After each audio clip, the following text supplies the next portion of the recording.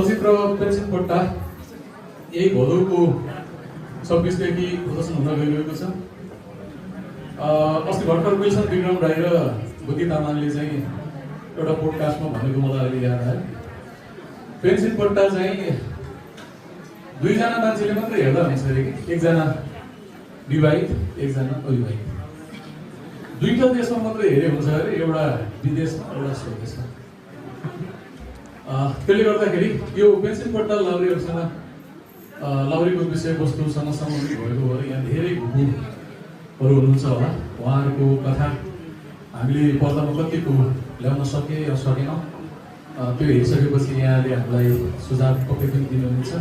म एकजना लाउरेको छोरी, लाउरेकै नातिनी, लाउरेकै श्रीमती भएको हुनाले म पेन्सन पट्टामा चाहिँ मैले लगानी गरेँ र यो फिल्म धेरै वर्ष पहिला भाइ र म मिलेर एउटा नकै फु भन्ने फिल्म बनाएका थियौँ।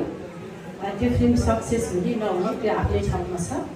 त्यसपछि बिचमा म हराएँ, भाइ चाहिँ अगाडि बढ्दै गयो र यति बेला यो पेन्सन पट्टाको जुन भाइले प्रस्ताव ल्याए मलाई त्यो